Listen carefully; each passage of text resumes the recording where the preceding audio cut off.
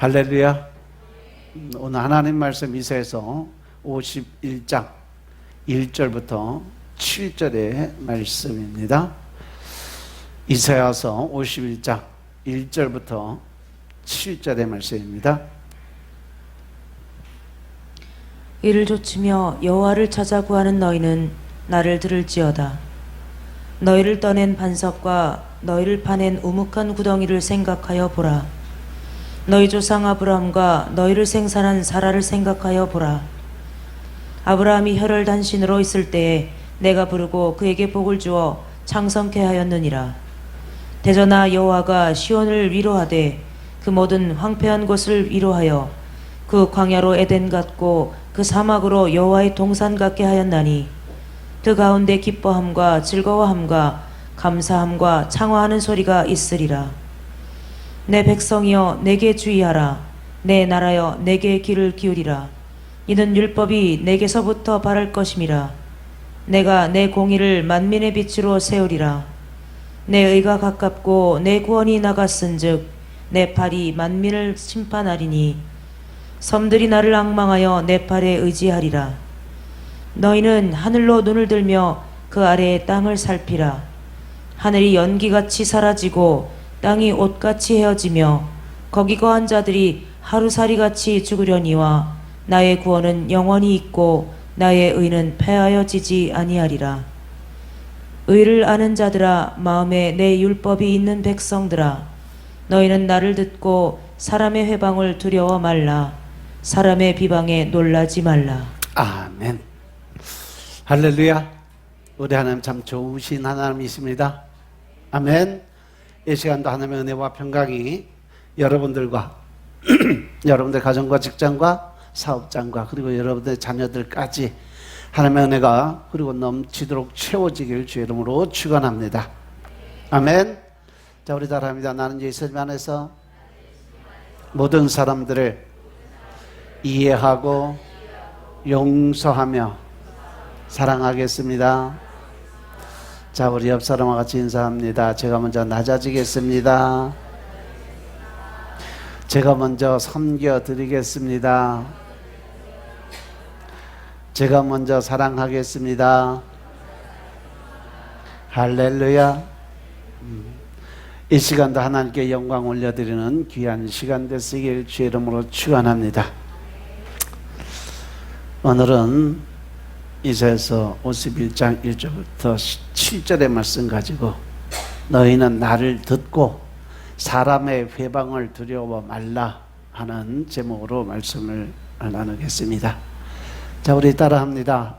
너희는 나를 듣고 사람의 회방을 두려워 말라. 너희는 나를 듣고 사람의 회방을 두려워 말라. 한동안 장마 때문에 날씨가 꾸물꾸물 비도 쏟아지고 하더니 온도가 급속하게 올라가면서 참 날씨가 더워졌어요. 이제 또 주말 되면 또 비가 한바탕 쏟아진다고 그래요. 근데 비 온 후에 보면 환경이 맑고 깨끗하게 이어지는 것을 우리가 볼 수 있어요. 그죠? 대기에 있던 모든 오염물질 깨끗이 씻겨나가고 아주 맑고 청아한 그러한 대자연을 볼 수 있어서 얼마나 감사한지 몰라요. 우리들이 이렇게 살다가 보면 손에 잡히고 눈에 보이는 것들이 영원한 기쁨이 되지는 못해요. 언젠가는 다 없어지고 사라질 것들이에요. 그런데 우리가 예수님을 믿고 하나님을 믿고 그 안에서 얻어지는 그 기쁨과 즐거움은 참 영원한 거예요. 우리가 이 땅에 잠시 살면서 또 하늘나라 가서 영원한 영생의 삶을 살아갈 때 그 기쁨과 즐거움은 다 내 속에서 운행이 되고 있는 거죠. 그래서 우리가 여호와 하나님이 함께 하심을 믿는 모든 순간순간들이 어떻게 보면 우리가 늘 하나님께 드려야 될 감사의 제목들 아닐까요? 그죠? 여러분들 매일 감사 제목 쓰라고 그러면 뭘 쓸지 모르겠어요. 이거는 진짜 하나님에 대해서 우리가 생각을 너무 안 하는 사람들이에요. 하루하루 숨 쉬는 거, 걸어 다니는 거, 손가락 하나하나 있는 거, 내가 눈으로 볼 수 있는 거, 냄새 맡고 말할 수 있고, 모든 것이 삶 자체가 감사밖에 없어요. 하나님이 늘 지켜주시고 늘 보호하시고 또 우리가 살아갈 수 있게끔 길 열어주시고 그 모든 것이 다 알고 보면 감사 제목이죠. 그래서 우리가 올해부터 매일 이렇게 기도회를 통해서 이제 시간을 점점 늘려가면서 이제 새벽기도 기도팀들이 1시간 기도에서 이제 1시간 반, 2시간, 이제 3시간까지 왔어요. 그 기도를 통해서 얻어지는 기쁨이나 즐거움, 또 주님이 주신 평안함, 위로, 이런 것을 직접 받아보지 못한 사람들은 기도의 재미가, 매력이 없어요. 그런데 막상 내가 기도를 통해서 하나님과 교제가 되고 또 영적인 호흡을 통해서 하나님과 교류가 될 때 그때의 하나님이 주신 평안함과 위로, 기쁨이라는 것은 이루 말할 수 없는 거죠. 가정이나 지금 가장 어렵고 힘든 때입니다. 모든 것이 물가가 올라가면서 우리의 생활이 참 어렵고 궁핍하게 돼 있어요. 그런데 이 시간에 나라와 민족을 위해서 또 교회와 가정과 각 개인에게 위로와 회복의 놀라운 하나님의 은혜가 임하게 하심을 늘 중보하고 기도드리는 사람들이 있어서 얼마나 감사한지 몰라요. 이 시대의 진정한 믿음의 용사로, 남은 자의 신앙으로, 또 조금 아까 찬양을 드린 것처럼 늘 새 일을 행하시는 그 하나님께 찬양과 경배를 올려드리면서 자신에게 맡겨진 모든 하나님의 명령에 최선을 다해서 맡은 일에 모든 정성과 온 힘을 다해서, 열정을 다해서 하나님 앞에 달려가는 여러분들 되시길 주님으로 축원합니다. 아멘. 그러면 여호와께서 의로운 자들을 향해 위로와 구원을 주신다라고 말씀하세요. 이 시간 한번 늘 제가 여러분들에게 가끔 질문하는 거, 나는 과연 구원의 확신이 있을까? 나 진짜 구원 받았나? 과거에 내가 하나님의 말씀을 모르고 그냥 무조건 믿으면 구원받는다, 이러한 논리로 신앙생활 할 때 나는 당연히 천국은 따놓은 당상이라고 생각하고 살았는데, 그죠? 그런데 막상 우리가 말씀 안에 들어가서 하나님의 말씀을 읽고 묵상하면서 하나님의 뜻을 조금씩 깨닫기 시작하니까, 아, 내가 지금 이 신앙 가지고는 결코 천국에 갈 수 없겠구나 라는 생각이 들어올 거예요. 그러면서 들어오는 게, 과연 나는 구원을 받았을까? 그 구원의 확신이 있나? 진짜 내가 이렇게 살았는데 하나님이 나를 천국 백성으로 인정해 줄까? 오늘 이사야서 51장에 보면 소망을 깨달은 성도들이 내가 지금 살아가는 이 시간만큼은 흑암 중에 진짜 힘들고 어려운 앞을 내다볼 수 없는 그러한 상황에 있다 할지라도, 내 앞에 당장 나아갈 길을 모르는 캄캄한 칠흑 속에 있다 할지라도, 우리가 신령과 진정의 마음 가지고 하나님의 말씀을 경외하고 그 하나님의 말씀의 계명을 지키고 나아간다면 반드시 하나님께서는 그들을 회복시켜 줄 것이고 반드시 구원에 이르게 될 것이라고 위로와 격려의 말씀을 주신 것이 바로 이 이사야서 51장의 말씀이에요. 그러나 그 위로의 말씀은 바벨론 포로 생활로 인해서 절망감에 빠져 있는 이스라엘 백성들에게 산 소망을 주었는 것처럼 오늘날 우리가 살아가면서 희망을 잃고 때에 따라서는 목적도 없이 방황하고 있는 우리들에게도 한 줄기 빛과 또 구원의 소망을 제시해 주고 있음을 깨달으시기 바랍니다. 왜냐하면 하나님께서는요, 이스라엘 백성들에게 거듭해서 그들의 때가 이르면 구원을 받게 될 거라고 계속적으로 예언의 말씀을 주세요. 그러면서 예를 들었던 게 누구예요? 아브라함의 예를 들어주고 계세요. 여러분들 요즘 새벽기도 창세기 강의를 들어보면서 요즘에 아브라함의 믿음에 대해서 또 아브라함이 하나님 앞에 축복을 받을 수밖에 없었던 조건, 그리고 그는 하나님의 때를 늘 계산하고 살았던 사람이라는 거죠.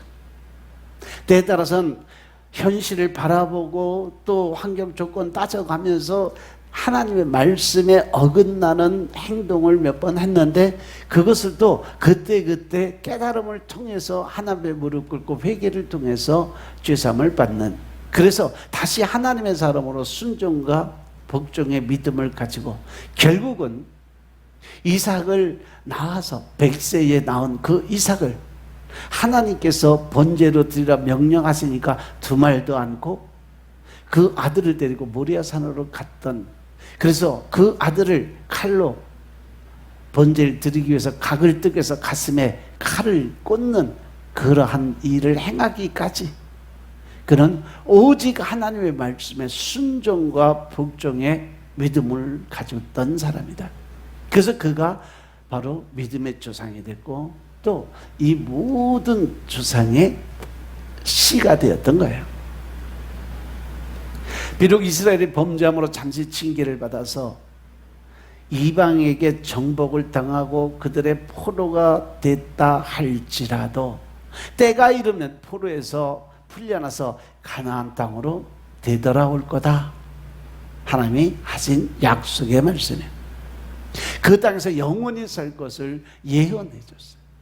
그리고 모든 하나님의 백성이 하나님의 나라로 가게 될 것을 예언해 주셨다는 거죠. 그런데 우리가 지금 현실을 살아다 보니까 지금 우리가 사는 세상을 무슨 세상이라고 그래요? 지난주 설교가 광야 같은 세상에 살아가고 있다. 우리는 지금 이스라엘 백성들이 40년 동안 광야 생활하면서 그들이 바라고 믿었던 하나님의 존재를 다시 한번 깨달을 때가 됐다. 때에 따라서는 우리가 이스라엘 1세대의 사람들처럼 하나님에 대한 원망과 불평을 가지고 불신과 의심을 가지고 살아가고 있지만 결국 그들과 같이 끝까지 하나님에 대한 불평과 원망을 갖는 것이 아니라 2세대의 그 자녀들처럼 하나님을 끝까지 믿고 순종하고 따라갔을 때 가나안 정복의 큰 축복의 통로가 열렸음을 믿으시기 바랍니다. 이처럼 하나님께서는요, 지금 이 순간에도 그 이스라엘 백성들에게 주셨던 그 꿈과 소망을 지금 우리에게도 똑같이 주기를 원하시는 분이심을 믿으시기 바랍니다. 아멘. 그래서 이사야서 51장에 대한 분석을 보면 먼저 51장 1절부터 6절의 말씀을 보시면 시온에 대한 위로의 말씀이 주어집니다. 더 나아가서 임박한, 즉 예수 그리스도 메시아가 이 땅에 임하게 될 구원의 날을 선포해 주고 계세요. 특히 율법, 즉 하나님의 말씀은 계시된 교훈 아니면 구원의 말씀을 말하는데, 이는 구원과 공의가 하나님으로부터 나옴을 의미하는 것임으로 인해서 이는 처음이요 나중이신 여호와로 말미암아 구원이 시작됐고 또 반드시 그 구원의 완성은 하나님이 택하신 이스라엘 백성을 통해서 이루어 가신다. 이것이 바로 계시록에 나와 있는 나는 알파여 오메가라고 하신 말씀, 처음이요 나중이다. 처음 택한 그 백성을 내가 나중에 구원하기까지 나는 계속 그들의 구원을 위해서 일을 하게 될 거라고 말씀하셨어요. 그래서 이 이스라엘 백성들을 끝까지 하나님이 책임져 주고 계세요. 지금도 이스라엘 백성들은요, 가장 작은 인은요, 유럽 땅덩어리에서 가장 작은 땅덩어리, 가장 작은 인은요, 실질적으로 순수 이스라엘 백성으로 인정될 수 있는 순수 혈통은 한 600만에서 700만 밖에 안 돼요. 그리고 그 나머지 한 600만 정도 해서 한 1200, 1300만이 지금 이스라엘 전체 민족이 서울 시민보다도 작아요. 그런데 그들이 전 세계를 지금 쥐고 흔들어요. 왜? 하나님께서 계속 지키시고 그들을 붙들고 계시니까. 그래서 마지막 때에 하나님께서 그들을 구원하시고 그들이 하는 메시아를 인정하고 하나님의 나라, 즉 성령의 세례를 받을 때, 그때가 되면 마지막 종말이 오게 될 거다. 그것이 하나님의 프로젝트예요.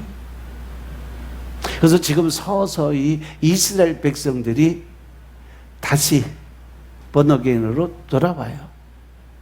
이제 율법만 따르던 사람들이 예수 그리스도 즉 메시아를 인정하고 성령의 세례를 받고 그걸 통해서 진정한 사랑을 나누고 베푸는 그러한 사람들이 지금 한 50만? 3분의 1 정도? 한 4분의 1 정도가 지금 개종을 했어요.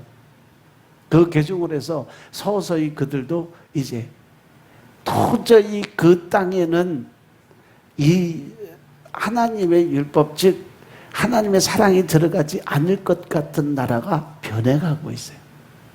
이슬람 같은 데도 도저히 예수 그리스도의 사랑이 들어갈 수 없는 나라임에도 불구하고 지금 전 세계적으로 보면요, 지금 이슬람 쪽의 그 나라에 기독교의 이 교회들이 서서히 세워져 가고 있어요. 그리고 우상을 섬기는 나라들도 그곳에 교회들이 서서히 세워져 가고 있어요. 여러분도 재작년에 엄청난 큰일 하셨죠? 인도에 여러분들 하나님께서 허락하신 그 예물 가지고 신학대학이라는 엄청난 큰 일을 하셨어요. 4층 건물에 대학과 기숙사와 또 그 교회까지. 그것은 이슬람이 완전히 전적으로 지배하는 나라예요. 거기다 힌두교도 들어있죠. 기독교는 자리를 잡을 수가 없는 데인데도 불구하고 그곳에 하나님의 백성들이 살고 있더라고요. 그래서 거기에 지금 신학생들이 한 120명 정도 돼요. 이제 처음에 시작할 때 70명 해다가 이제 80, 90, 이제 120까지 왔는데, 그들은요 이제 나이 21, 22이에요. 그들이 왜 신학교 왔는지 물어보면 순교하기 위해서 왔다고 그래요. 그들이 고향에 돌아가면 방글라데시나 미얀마나 아니면 인도나 가서 기독교 복음을 전파하면 그 자리에서 이슬람들에게 잡히면 바로 목이 잘리든가 불에 태워 죽이든가 어떻게든지 그들을 그냥 놔두지 않는 거 알아요. 알면서도 그들은 4년 동안 아침 6시부터 밤 10시까지 계속 새벽 기도부터 시작해서 밤 기도까지, 그리고 낮에는 공부하고 그러면서 신학을 해서 목사가 돼서 순교지로 들어가요.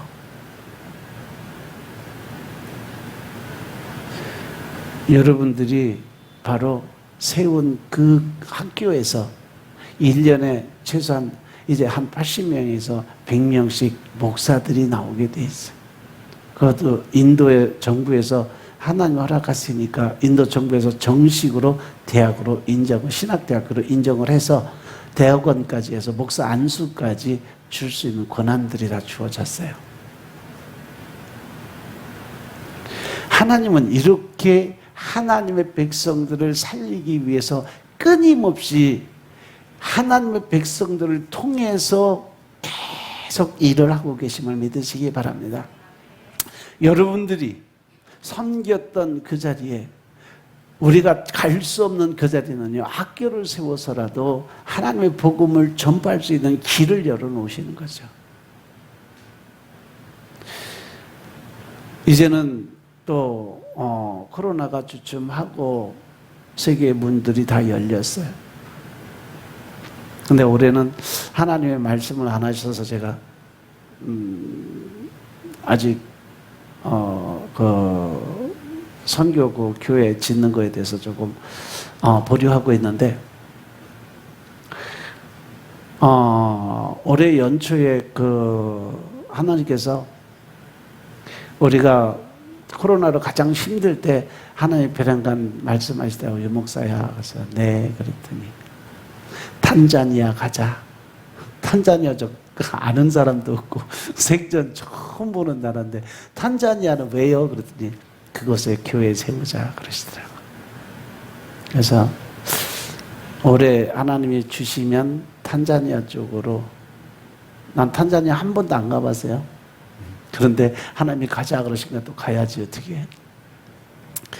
그래서 또 때가 되면 하나님 말씀하시면 그때 선포를 하고, 보통 뭐 교회 한 번 지으면 한 4, 5천만 원 정도 들어가니까 여러분들 빨리 저 선교헌금들 많이 저금해 놓으셔. 가서 또 교회 세워야 되잖아. 그리고 이사야서 51장 7절부터 16절의 말씀 보면 의로운 자들에게 내릴 하나님의 영원한 구원으로 이스라엘의 위로자는 전능하신 하나님이신 것을 지속적으로 그들에게 선포케 만들어요. 의로운 자들이라는 것은 바로 하나님의 백성들이에요. 하나님을 온전히 믿고 그 말씀 안에서 순종과 복종의 믿음을 갖고 하나님이 의롭다 인정할 수 있는 사람들, 그 사람들이 바로 하나님의 구원된 백성이에요. 여기서 사람의 회방과 비방은 약소민족인 이스라엘을 모독하고 비방한 이스라엘 주변의 그 다른 나라들을 가리키면서 그들이 지었던 죄악에 대해서 설명을 하시는 거죠. 결국 하나님은 하나님의 백성, 하나님의 택한 백성, 하나님의 택하신 종, 또 하나님의 그 사람들을 그냥 놔두지 않는 거죠. 다른 이방인의 사람들에서 그들을 구박하면 그들이 곧 하나님의 징계와 심판을 받게 된다는 사실이죠. 그래서 저는 이 교회를 보면서 늘 마음속에 품은 게 있어요. 하나님의 교회를 힘들게 하고 모독하는 사람들은 하나님 반드시 심판한다는 거죠. 요 뒤에 있던 60년 박수무당 그 집도 놓고 매일 1년을 넘게 그냥 계속 밤마다 가서 내가 예수빛 뿌리고 매일 기도드렸는데 어느 날 갑자기 보니까 무당 집이 없어진 게 아니라 집터가 없어져 버렸어요. 아주 하나님이 집 자체를 부셔버렸어요. 그리고 새 건물 들어왔잖아요. 거기 5층 건물. 아주 깨끗하게 정리해 놓으셨어요. 요 밑에도 와갖고 난리를 치고 주차장 때문에 그렇게 난리를 치더니, 주님 저 독한 것 좀 어떻게 하나님이 해결해 주세요.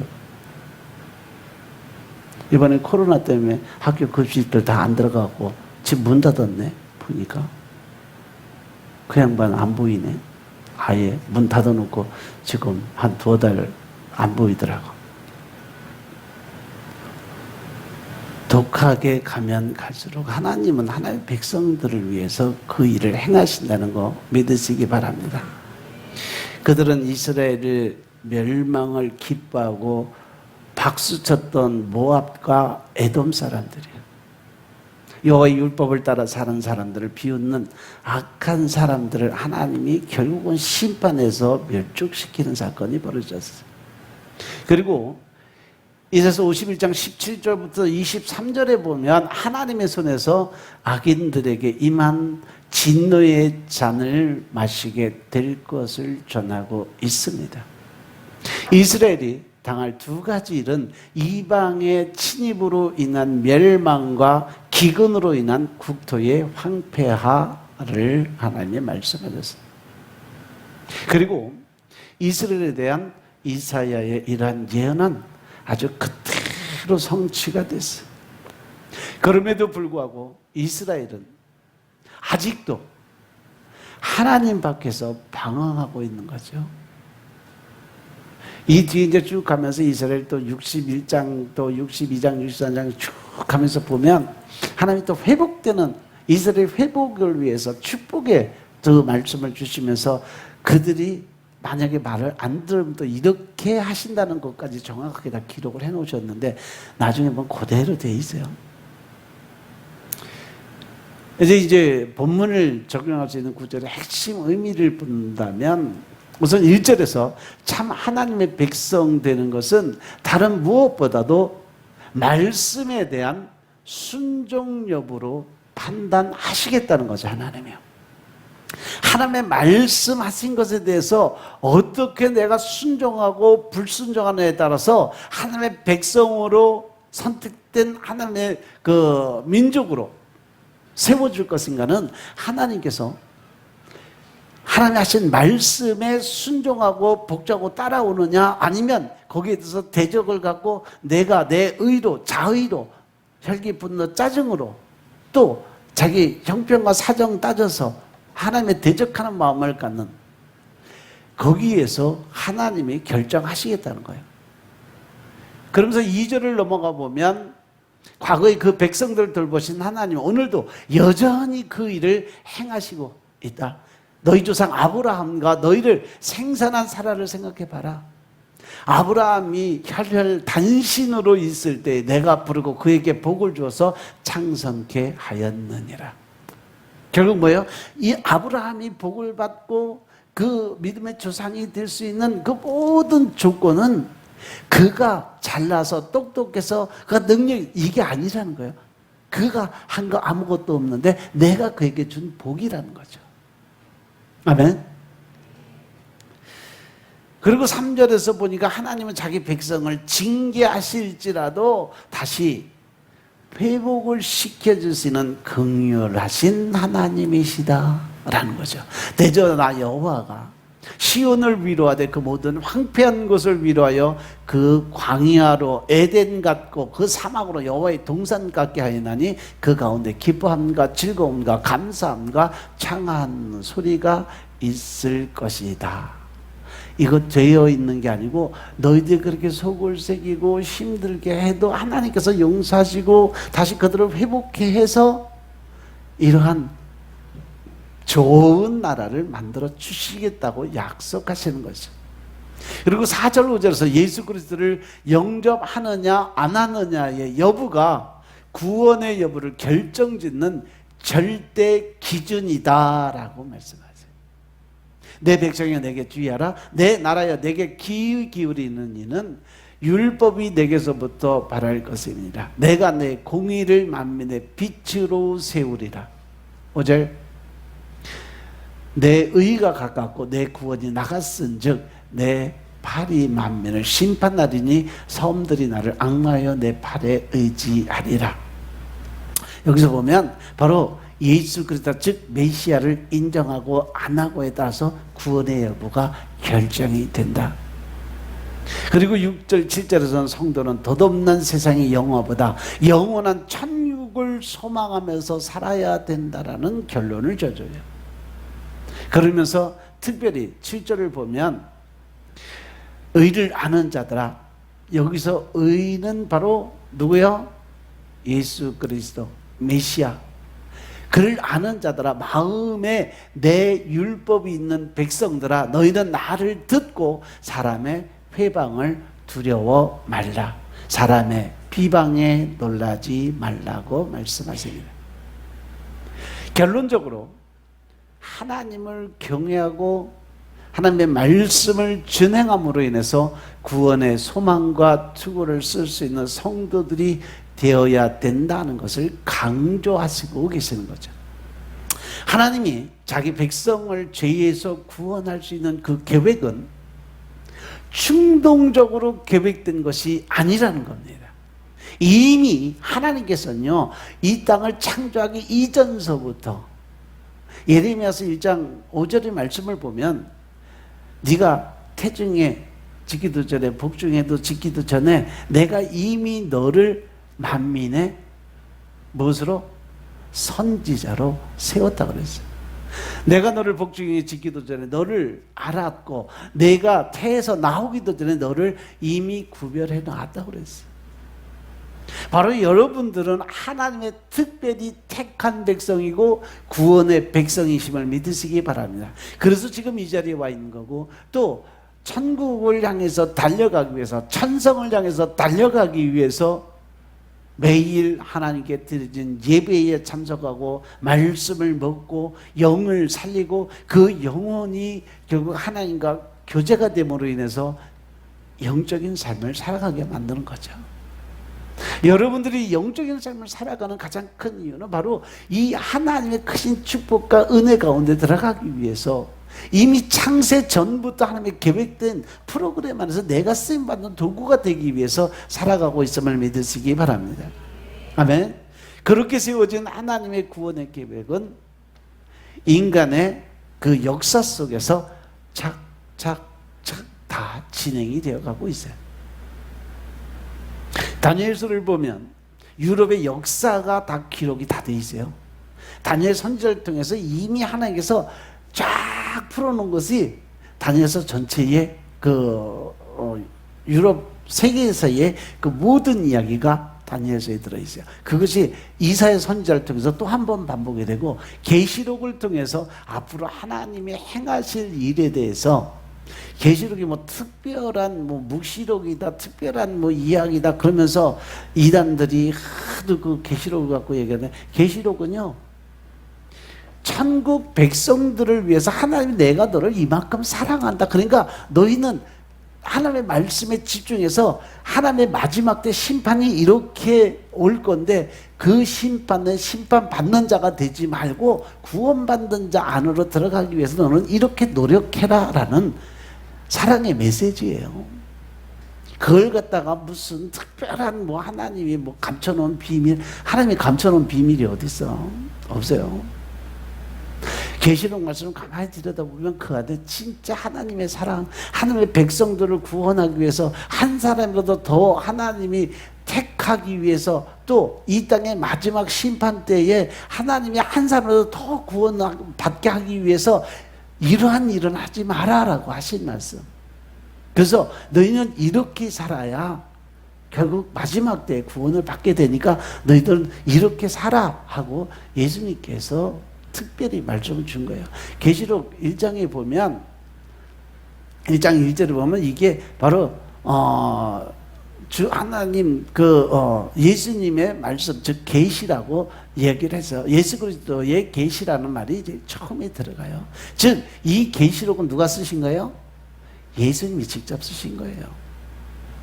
그런데 그 예수님이 거기다 대고 무슨 비밀을 감춰놓고 절대 그런 거 없어요. 이 땅에 오셔서 우리와 같이 동거동락하고 우리와 같은 삶을 사셨던 그분이 이제 너희들이 마지막 때를 위해서는 이렇게 준비하라고 보내준 연애 편지예요. 아멘. 하나님이 그에게 주사 반드시 속히 될 일을 그 종들에게 보이시려고, 즉 하나님의 백성들이 보고 깨닫고 말씀에 순종하라고 보여주신 그 천사를 그 종 요한에게 보내어 지시하신 것이라. 그래서 여기엔 특별한 게 없어요. 말씀 그대로 그냥. 근데 일곱 가지 대접장, 보자기 재앙, 이 재앙들을 쭉 풀어놓으면서 뒤에 너희는 이렇게 되지 말라는 메시지를 계속 주세요. 소아시아 7교회를 통해서도 하나님이 주신 말씀은 바로 그 7교회에 관한 말씀이 아니라 7가지 종류의 구원받는 사람들의 모습. 이 땅에 우리가 믿음 생활하면서 에베소 같은 사람들이 있는가 하면 서머나 교회 같은 사람들이 있고 빌라델피아 같은 교회 같은 사람들이 있고, 그러니까 너희들은 거기서 구원받으려면 거기서 하나님이 너희들은 이걸 잘못했으니까 이렇게 회개하고 그 안으로 들어와라. 그렇지 않으면 하나님 심판이 임한다까지. 그러니까 너희들이 그러면 거기서 죄에서 회개를 하고 돌아오면 그 뒤에 건 필요가 없다는 거죠. 따라오면 내가 인정해 주겠다는 하나님의 말씀이거든요. 그래서 하나님이 그 백성들 한 사람을 더 구원하기 위해서 예를 들어서 7가지 죄악에 대해서 아니면 그 안에 그나마 그 시험과 연단 속에서 굽히지 않고 끝까지 하나님의 말씀을 붙들은 두 교회를 예를 들어서 설명을 해 주시는 거예요. 교회가 크다고 해서 또 많은 사람들이 모인다 그래서 여러 사람들이 뭐 집중적으로 기도한다 그래서 좋은 교회가 아니라는 거예요. 가장 작은 교회들, 하지만 끝까지 믿음 지키고 신앙 지키기 위해서 노력한 사람들, 이것이 바로 좁은 길로 가는 사람들이에요. 예수님께서 말씀하시잖아요. 이 예수님 말씀하신 거는요, 믿지 않는 사람들에게 주시는 말씀이 아니에요. 하나님을 믿는 백성들에게 주시는 말씀이에요. 그 때문에 그들이 많은 사람들이 가는 그 길이 멸망의 길이고 좁고 협착한 길로 가는 것이 바로 구원받는 길이다. 남들이 편하게 쉽게 자기 식대로 지식적인 믿음 가지고 살아가는 그 믿음 가지고 가면 결국 멸망의 길로 들어가는 거다. 그렇기 때문에 너희는 말씀 중심적으로 늘 기도를 드리면서 하나님과 교제하는 삶을 살아라 라고 말씀하신 것이 바로 좁은 길, 좁은 문이에요. 흔히들 여러분들 지금 뭐 다른 일반 성도님들한테 가서 하루에 말씀 30장 읽으라고 하면 기절초풍할 걸 전부 다 미쳤나 그러겠지. 여러분들도 처음에 올 때 다 그랬어. 그걸 어떻게 읽어요? 하루 3장 읽기도 힘든데 다 그랬어. 근데 막상 여러분들이 매일 밥을 먹다 보니까 어떻게 늘다 보니까 이제는 30장은 기본이에요.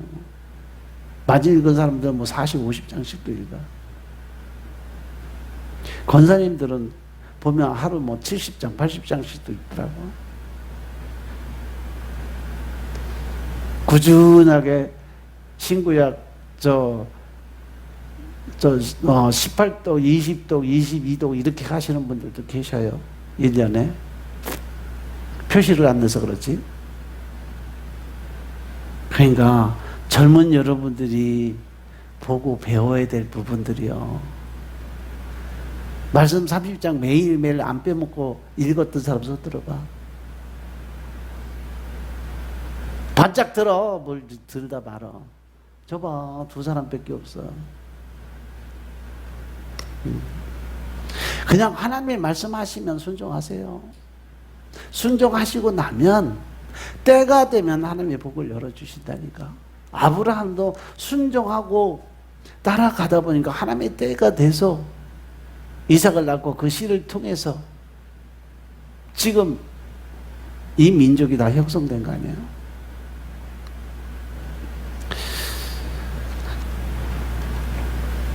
그리고 우리가 그 역사의 진행의 중간에 누가 있냐? 하나님의 구원의 계획이 반드시 들어있었다는 사실. 그것이 바로 다니엘 선지자를 통해서 주신 말씀이에요. 이사야 선지자를 통해서 주신 말씀이에요. 신약에 와서는요, 베드로 선지자에게도 하나님이 주신 말씀이고 사도 요한에게 주신 말씀이에요. 그 하나님의 말씀 믿지 못하는 어리석은 사람들에게 분명히 증거될 수 있는 것은 바로 마지막 때에 천국과 지옥에 분명히 있다라는 거죠.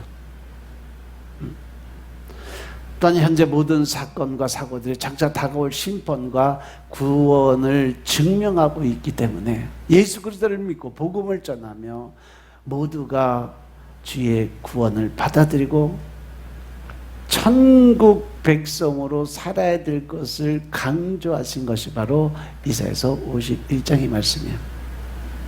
특별히 이사야서 51장 6절 7절의 말씀을 보시면 믿음은 환난 앞에서 담대하게 산다는 거죠. 그래서 늘 여러분들에게 하나님이 강조하신 말씀이 뭐냐면 하나님이 사람에게 주신 마음이에요. 그것은 두렵고 떨리는 마음이 아니라 그랬으니까 이거 누가 준 거예요? 마귀 사단이 주는 게 두렵고 떨리는 마음이에요. 하나님이 우리에게 주신 마음은 담대한 마음이니라. 왜? 전능하신 그분이 내 안에 계시니까 나는 모든 것이 할 수 있다 하면 된다. 해보자. 진취적으로 나아갈 수 있는. 그래서 환경 조건 따져가면서 실망하고 절망하고 좌절하는 그런 삶이 아니라 어떠한 일이든지 기도하고 하나님의 응답 주신 것에 대해서는 이거는 주님이 함께 하시니까 모든 거 할 수 있다 하면 된다. 해보자. 긍정적 마인드, 그래서 도전의식을 갖고 살아야 어떠한 일에도 성공할 수 있다는 거죠. 특별히 사업하시는 분들, 잠시 잠깐 연단과 환란이 온다 그래서 그것 때문에 실망과 좌절하고 자기 생각, 자기 방법, 자기 뜻대로 어떤 일을, 다른 일을 하려고 생각하지 마세요. 끝까지 하나님께 기도해서 응답 받아서 하나님의 방법대로 갈 수 있는 길을 찾으셔야 돼요. 그러기 위해서 뭐가 제일 필요하다? 기도가 제일 필요하다. 말씀을 먹고 기도를 드려야 하나님과 관계가 회복되고, 하나님의 또 다른 하나님의 계획이 있다면 하나님의 분명히 말씀으로 주세요. 너는 이 일을 먼저 해라, 저 일을 나중에 해라 라는 말씀을 주세요.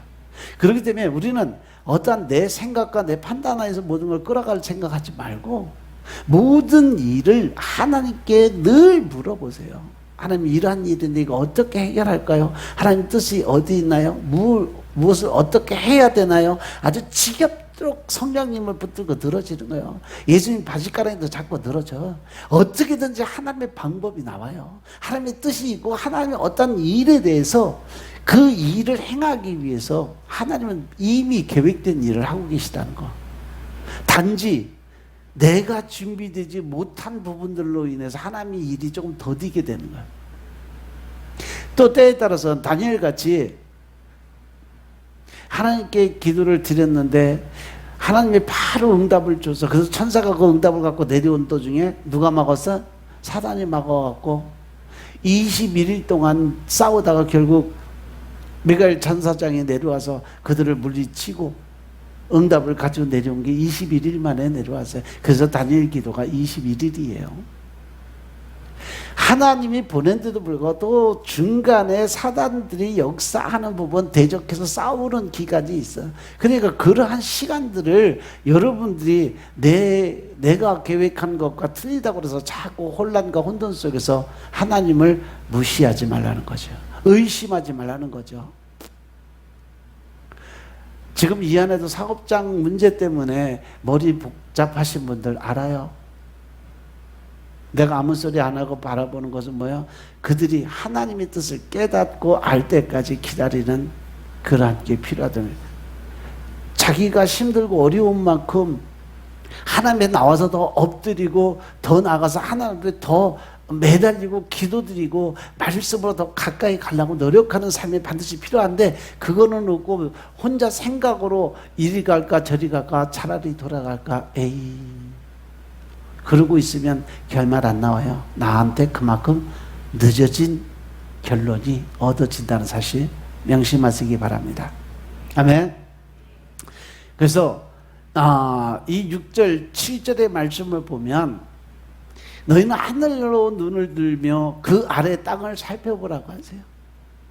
하늘이 연기같이 사라지고 땅이 옷같이 헤어지며 거기 거한 자들이 하루살이같이 죽으려니와 나의 구원은 영원히 있고 나의 의는 패하지 아니하리라. 세상이 혼돈과 혼란에 다 빠져 있어도 하나님 말씀의 진리는 절대 변하지 않고 그 자리에 있다라는 거 믿으시라는 거죠.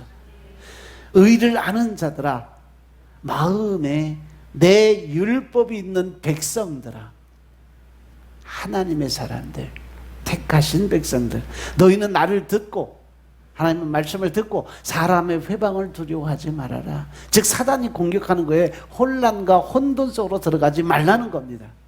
그리고 사람들의 비방, 여러 사람들이 이렇다 저렇다 말하는 거 거기에 귀 기울이지 말라는 거예요. 이 말씀의 핵심이 뭐냐? 구원의 삶을 사는 의인들은 세상이 주는 어떠한 시련 앞에서도 굴하지 말고 떳떳하고 당당하게 살 준비가 되어 있어야 된다. 그래서 6절에서 우리는 구원을 받은 성도들, 하나님 나라에 영원히 거할 성도들은 세상 것에 연연하지 않고 그것에 마음을 두기보다는 장차 들어갈 영원한 나라, 천국을 사모하며 살아야 한다는 사실을 살펴보면서 한 걸음 더 나가서 의를 아는 자들과 마음에 하나님의 율법이 있는 자들의 신앙의 각오를 한번 돌아봐야 된다. 즉 하나님께서 그리스도를 통해 주시는 영원한 구원을 소유한 사람들에게 원치 않는 세상의 핍박과 공격이 임하게 될 거니까 너희는 그것에 대해서 신경 쓰지 말고 앞으로만 나아가라라고 말씀하십니다. 이사야서 45장에 보면 고레스 왕에게 하나님이 임재를 위해서 비록 그가 이방인임에도 불구하고 이스라엘 백성들을 심판하기 위해서 고레스 왕을 들었었잖아요. 그때 하나님 뭐라고 하면 내가 네 앞에 있는 모든 성문을 다 부셔버릴 거고 논문을 다 꺾어버리고 세비장을 꺾어버려서 네가 나아가기를 평탄하게 만들어주겠다. 그러니까 너는 앞으로 나아가라. 무조건 앞으로만 나아가라. 그럼 내가 뒤에 다 책임져 줄게.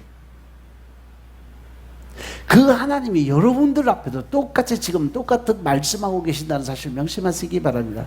여러분들 앞에 아무리 큰 성이 있고 아무리 큰 산이 있고 아무리 큰 문제가 있다 할지라도 하나님을 믿고 나아가면 하나님께서 그 모든 걸 책임져 주시고 끌어주시고 해결해 주신다는 거죠. 가끔 보면 하나님께서 예수님이 이렇게 환상 보여줄 때 보면 어떤 사람이 큰 문제 숯불 그냥 아무것도 안 보여. 그런데 그가 엎드려 기도를 드리시니까 빛이 임하고 거기에 예수님의 형상이 딱 나서 예수님이 그 자리에 나오세요. 그러고서 그 앞에 있는 거 손바닥을 한번 쫙 피니까 그 높은 산 가시덤불이 한순간에 사라지고 그곳에 시온의 대로가 활짝 열리는 모습을 제가 몇 번 봤어요. 그런 사람들은 문제를 해결하고 그런 사람들이 대개 보면 성공한 사람들이었어요. 그러니까 내가 하나님을 믿는 믿음이 어디까지냐? 어디까지 믿고 따라가느냐? 세상에 그 사단이 공격하는 걸 내가 얼마만큼 담대함으로 밀고 나가고 하나님은 얼마만큼 담대한 믿음을 가지고 따라가느냐? 그것의 결정은 누가 한다? 내가 하는 거예요. 잠시 잠깐 있는 것에 흔들리고 잠시 잠깐 오는 연단 속에 흔들리는 신앙 가지고 있으면 결코 나는 하나님 안에 성공할 수 없어요. 즉 하나님께서 그리스도를 통해 주시는 영원한 구원을 소유한 사람들, 그 사람들에게 공격이 다가온다는 사실, 그렇지만 그것을 꿋꿋이 이겨낼 수 있는 믿음 또한 우리에게 주셨음을 믿으시기 바랍니다. 그리고 그러한 세상의 핍박과 공격 앞에 굴하지 또 두려워하지도 놀라지도 말라고 말씀하세요. 왜? 이사야서 41장 10절에 보면 내가 너를 오른손으로 능력의 손으로 붙들고 있으니까 너는 두려워하지 말고 놀라지 말라고 말씀하셨으니까. 아멘. 그리고 여기서 보면 구원을 받은 자들의 삶이 이 세상에서 평탄지 못한다는 것을 가르쳐준 이유는 우리가 이 땅에 살아가면서 결코 쉬운 믿음 안에 하나님의 뜻대로 하나님의 방법대로 살아가는 것이 결코 쉬운 일이 아니라는 거예요. 하나님 믿었다고 해서 무조건 좋은 일만 생긴다, 이게 잘못된 신앙이라는 거죠. 물론 우리가 기복신앙이라는 것은 기본적으로 하나님이 우리에게 주시는 가장 기본적인 축복의 통로예요. 그래서 기복신앙 가져야 되지만 먼저 우리가 해야 될 것은 뭐냐? 하나님과의 관계 회복이 먼저 이루어져야 기복신앙이 될 수 있어요. 나는 아무것도 안 하고 그냥 주시옵소서 복주, 이거는 기복신앙이 아니라 어거지 자기신앙이에요. 따라서 우리가 구원받은 성도들의 삶에 불의한 자들, 세상에 속한 자들, 악인들의 비방과 욕설, 더 나아가서 박해와 공격이 내게 온다 할지라도 그것을 담대하게 이길 수 있는 능력자들 다 되시길 주님으로 축원드립니다. 특히 여기서 두려워하지 말라, 놀라지 말라로 번역된 이 원문의 표현을 보면 그 시제가 미완료형으로 돼서 아직 미완성되지 않아서 계속 진행, ing라는 얘기죠. 계속 이루어진다는 거예요. 이러한 원문의 표현은 악한 세상, 세상에 속한 그러한 자들, 즉 사단에 잡혀있는 자들의 공격이 일시적인 거고 또 단회적인 것이 아니라 지속적으로 끊임없이 계속 공격을 하게 될 거다. 이 말씀에 봐도 베드로서의 말씀 5장 8절, 에베소 5장 8절인가, 우는 사자와 같이 산길자를 찾는 사단의 공격들은 계속 이어지고 있다는 사실을 명심하시기 바랍니다. 사실 이 세상에서 우리들은 늘 집요한 사단의 집요한 공격을 받고 있는 게 현실이잖아요. 이러한 현실은 성도가 하나님의 구원을 받았고 하나님의 보호와 인도를 받는다는 점을 감안하면 하나님이 지켜주심에도 내가 늘 힘들고 어렵게 사는 것을 생각하면 참 당혹스러운 일이에요. 그죠? 왜 나는 하나님을 믿고 하나님 뜻대로 살아가는데 왜 이런 일이 생길까? 근데 하나님은 거기도 해답을 주셨어요. 고난의 뒤에는 반드시 축복의 문이 있다는 사실이죠. 우리에게 그만큼 고난이 크면 클수록 내게 다가올 축복도 큰 것이라는 것을 믿고 그 믿음 안에서 살아갈 수 있는 방법을 택해야 된다는 거죠. 아멘. 우리가 늘 하나님 안에서 하나님을 바라보는 그 믿음 안에서 살아가는 방법의 가장 중요한 것은 뭐냐면 내가 믿는 그 하나님을 얼마큼 알고 믿느냐는 거예요.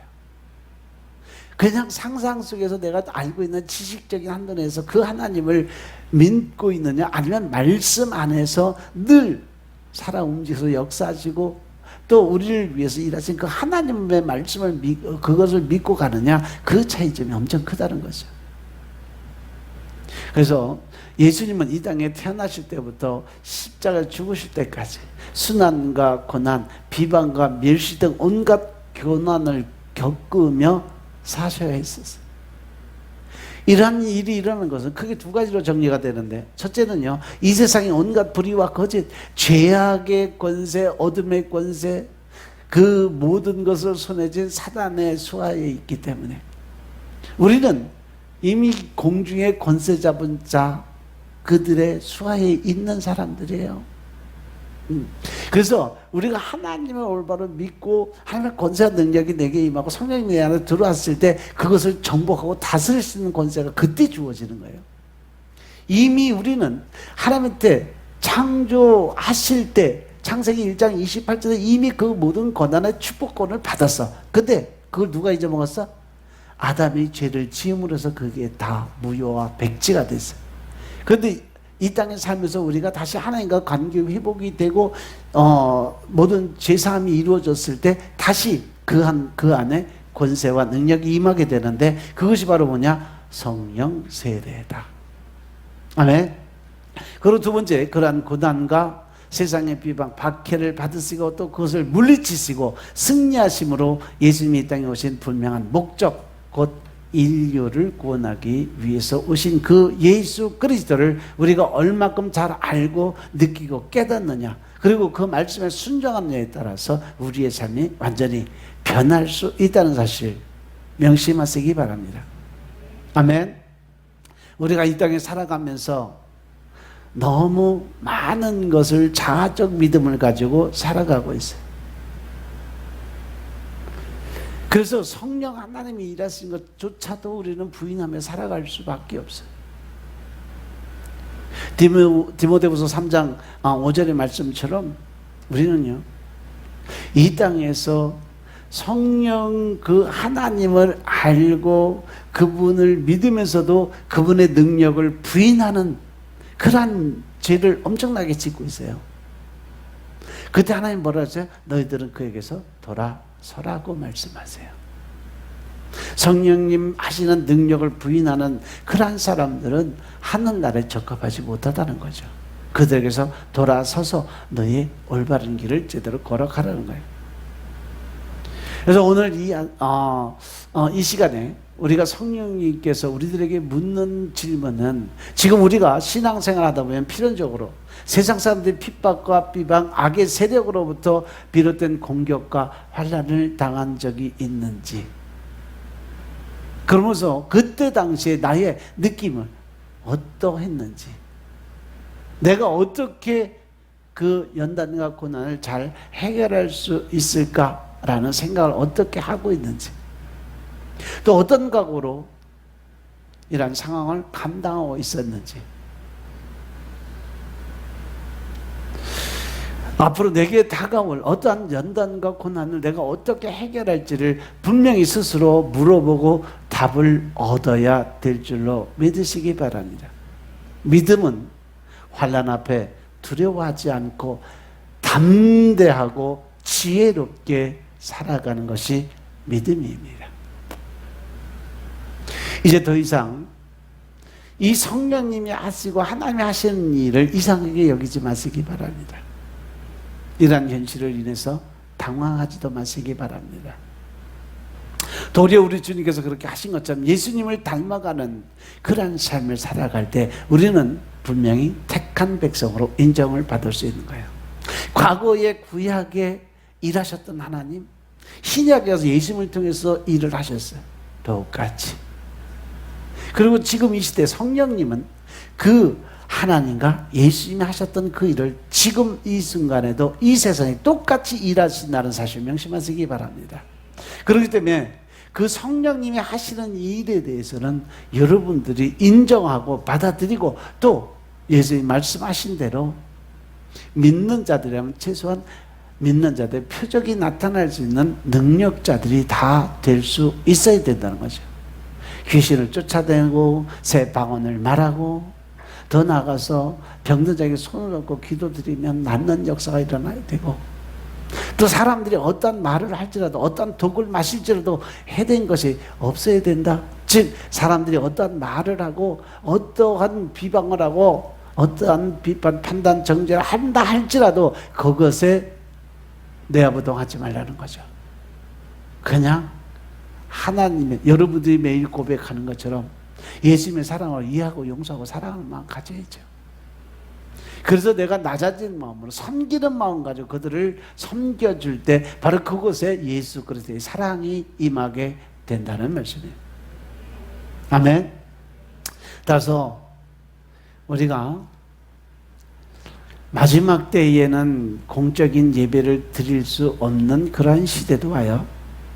더욱이 개인적으로 하나님의 말씀을 더 많이 읽고 깊이 묵상하고 더 깊은 하나님과 교제를 위해서 깊은 기도를 드리기 때문에 하나님의 거룩한 성을 우리 심령과 삶에 인격화하고 더 나아가서 하나님을 더 깊이 이해하고 담대하게 하나님 앞에서도 온전한 믿음으로 순종과 헌신의 삶을 살아갈 수 있는 여러분들 되시길 정말 축원합니다.